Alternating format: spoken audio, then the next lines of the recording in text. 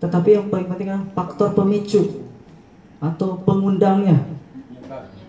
Baik, penyebab yang pertama adalah dari faktor genetik keturunan.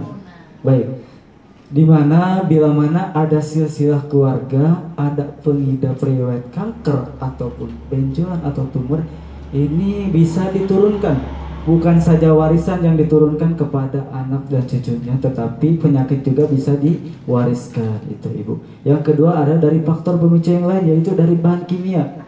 Salah satunya adalah polusi udara. Kira-kira di sini pasti semua menggunakan alat ini. Kendaraan bermotor, asap kendaraan bermotor ini bisa memicu namanya penyakit kanker. Bisa disebabkan dari zat karsinogen dari nitrogen ini. Yang kedua adalah polusi udara dari pembakaran industri, cerobong asap. Dia bisa menyerang yang namanya kanker paru juga bisa, menyerang kanker kulit juga bisa. Gitu. Nah, ini yang paling dekat dengan enten ini adalah asap rokok. Kira-kiranya Ibu, Bapak merokok semuanya, Pak? Kadang-kadang. Kadang-kadang, ada yang enggak. Kalau ibu-ibu suaminya di rumah merokok apa enggak? Merokok. Ibu-ibu baik. Nah, sebenarnya ini boleh Bu, nggak apa-apa merokok.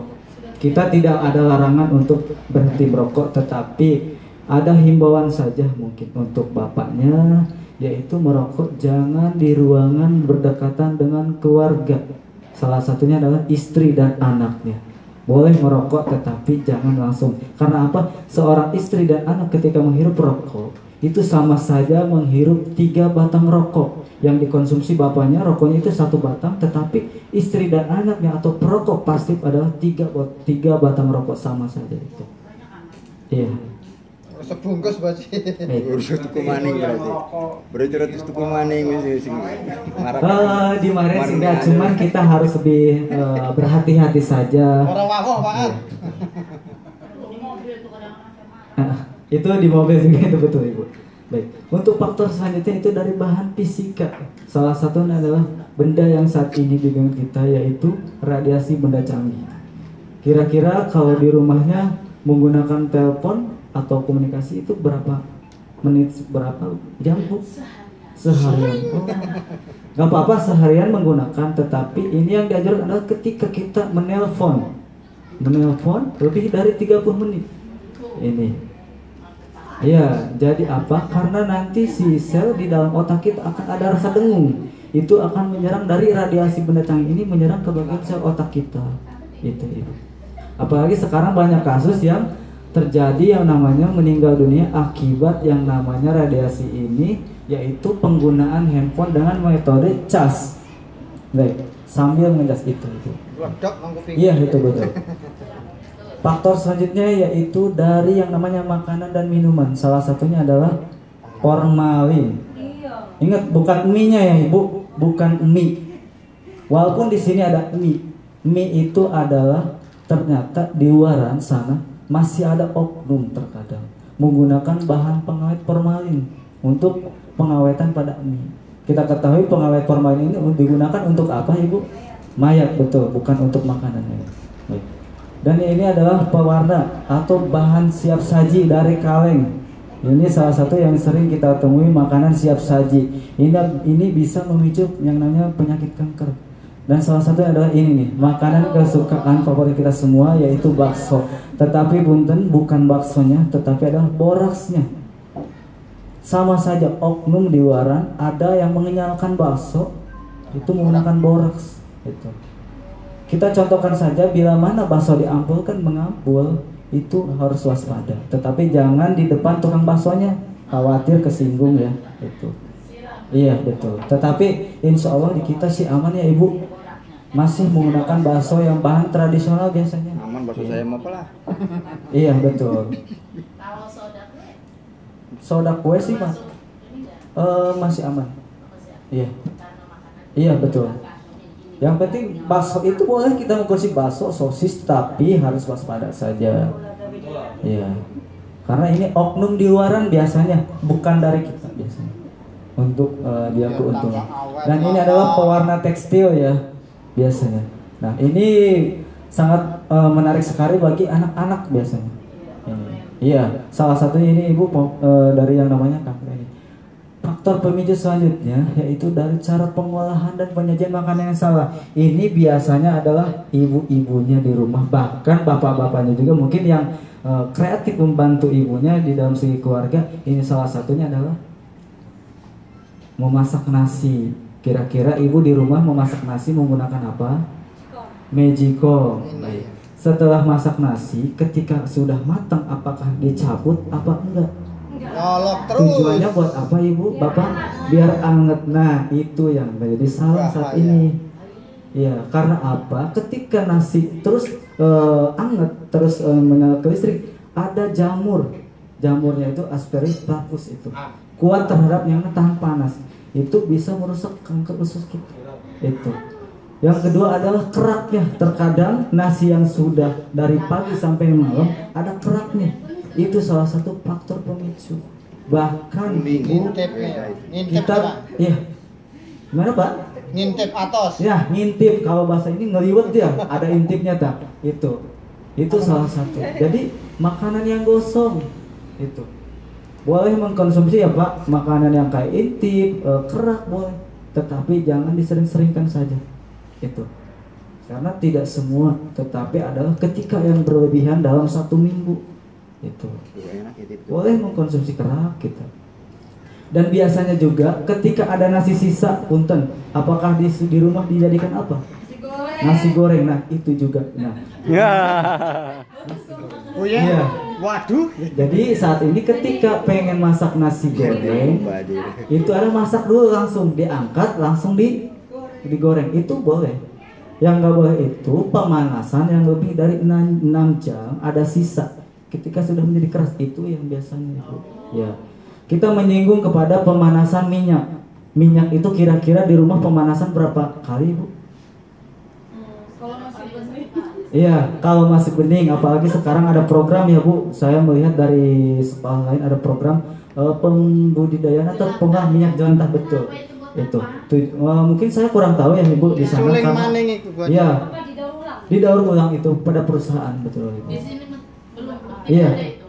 Intinya kayak oli bekas. iya ada yayasan lain juga. Iya. Pemanasan Ibu maksimalkan saja ya Ibu 2 kali. Maksimalkan. Itu.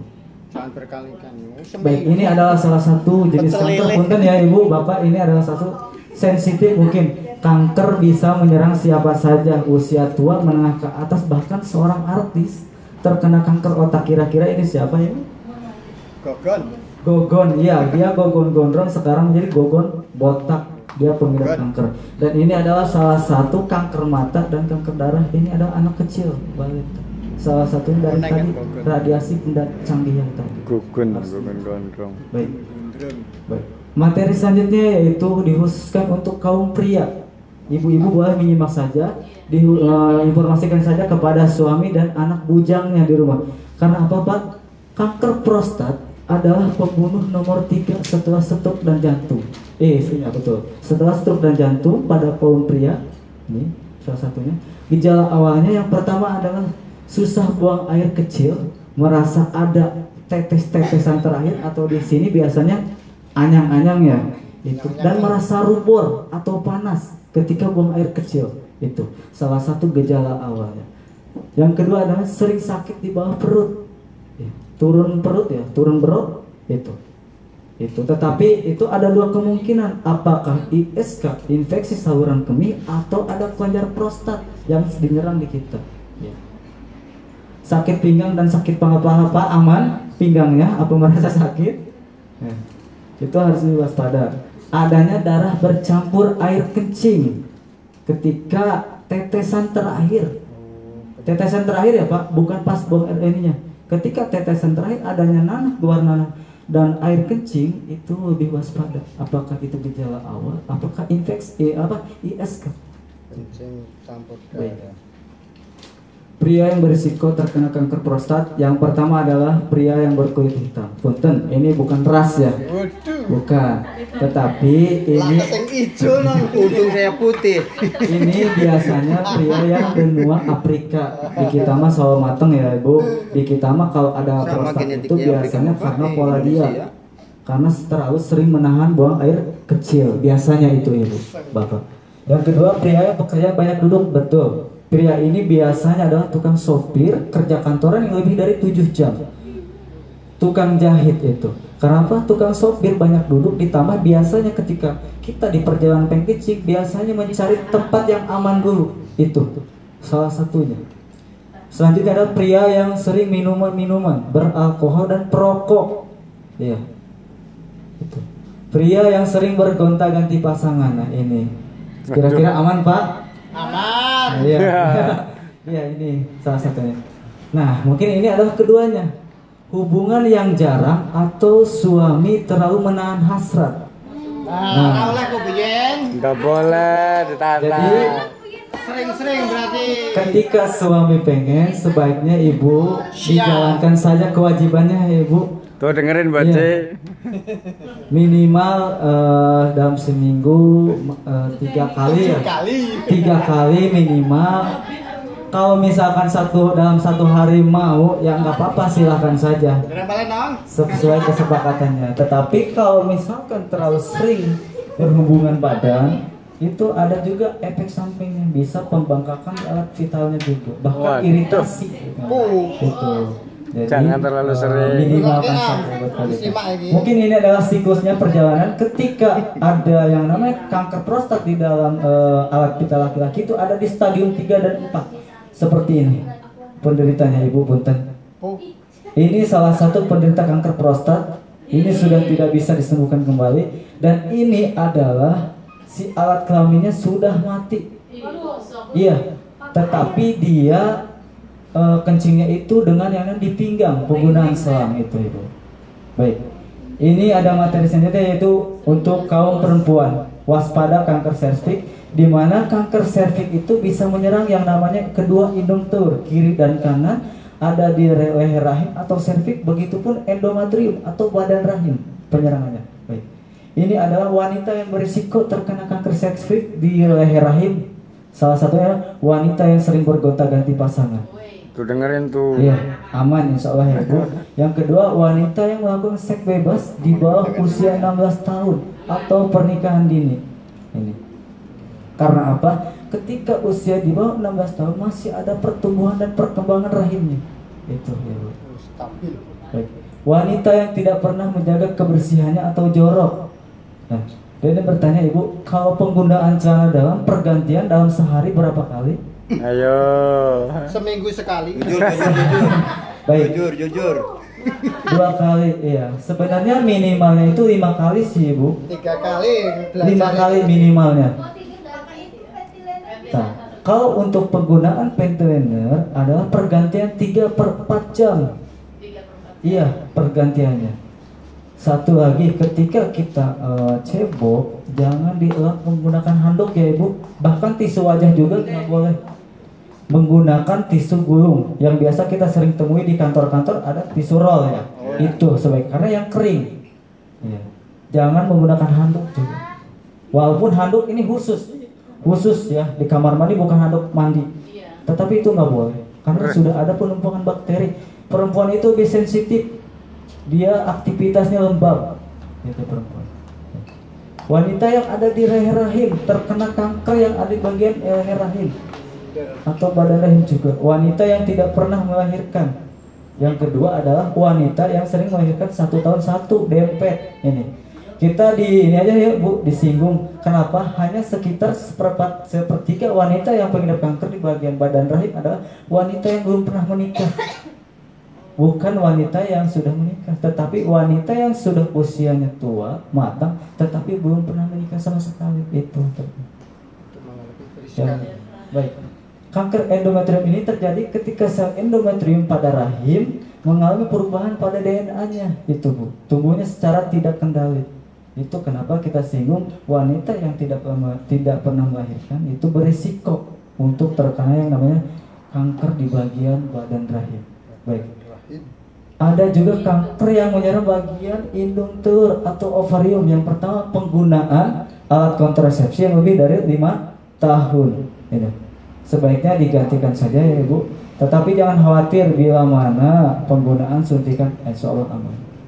Yang dikhawatirkan adalah ketika pelepasan pil KB tetapi tidak hamil bahkan tidak menstruasi. Itu yang dikhawatirkan, takutnya dia menyerang di bagian endometrium adanya kista. Itu. Wanita yang sering bergadang, insya Allah aman ya Bu. Kalau untuk umuran ibu-ibu mungkin aman, tidak ada begadang. Main HP insya Allah Ibu ya minimalkan saja jam 11 ya Ibu, maksimal itu sudah harus tidur. Turun dia tak baji. Nah, tumornya tumor di dalam indung tur. Nama tumornya miom dan kista. Miom adalah daging tumbuh, sedangkan kista adalah cairan, berupa cairan ada nanahnya. Ini seperti ini Ibu. Ini salah satunya. Baik, ini adalah salah satu dari yang tadi iritasi. Ini penyerangan di alat kelamin wanita dan seperti ini Ibu punten. Ini hanya edukasi saja untuk kita lebih tahu. Nah, ini di dalam rahim kita. Dan ini adalah penderita kista. Kista itu biasanya kecil, tetapi ada yang sampai besar seperti itu.